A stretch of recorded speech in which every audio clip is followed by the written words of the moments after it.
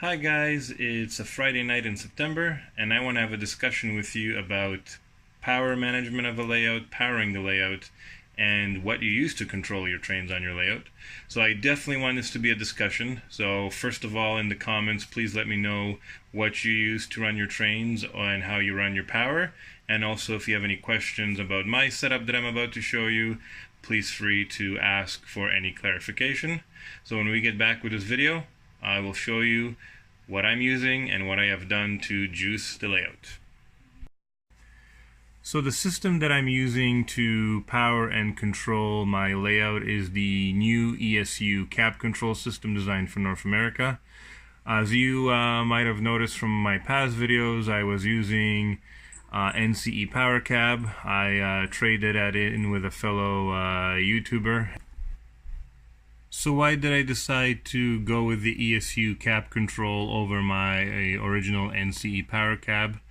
Well, when I was testing it for Sparky 107, I learned to really like how simple the interface was and how customizable it is once we finally got it working in all the reason. And the other reason that it is completely wireless.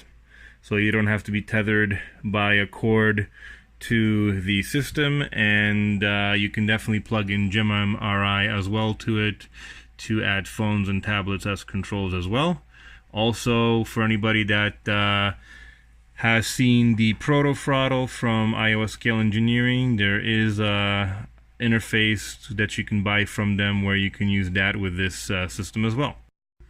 So everything to do with powering my layout runs off this power bar, plus any tools that I use like ShopVac or circular saw, scroll saws, anything that can be plugged in directly.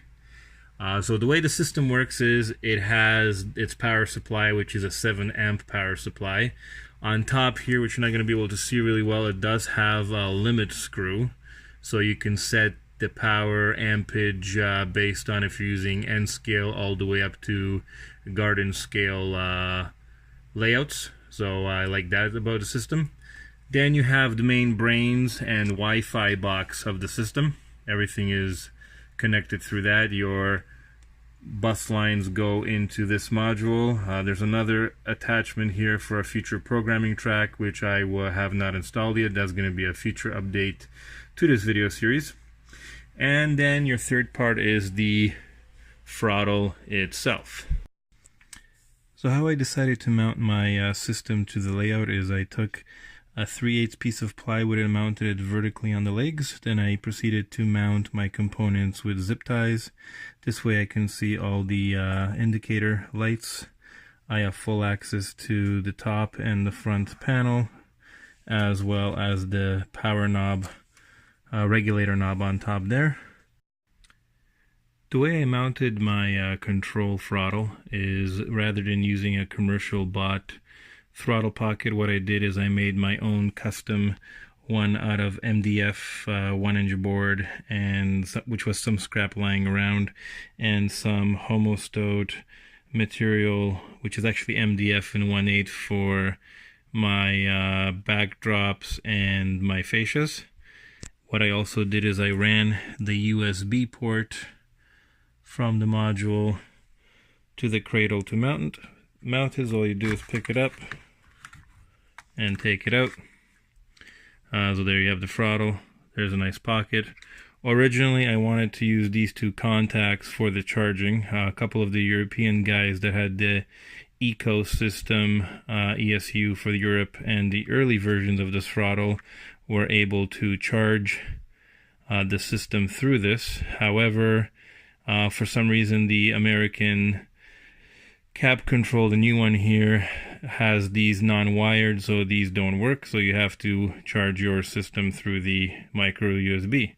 So as always guys, thank you for watching, liking, commenting, and subscribing. And if again you have any questions on this video, please let me know, and share your DCC system or any other control system and power management ideas you had on your railroad. Now let's have some fun and run some trains.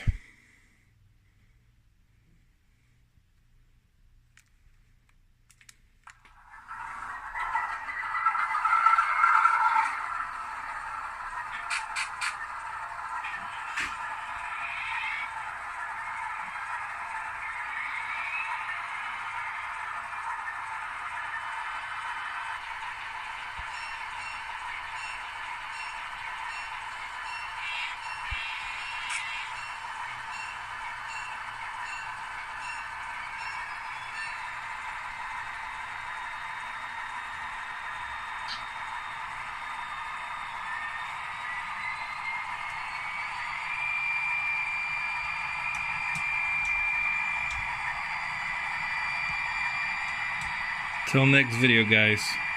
Take care.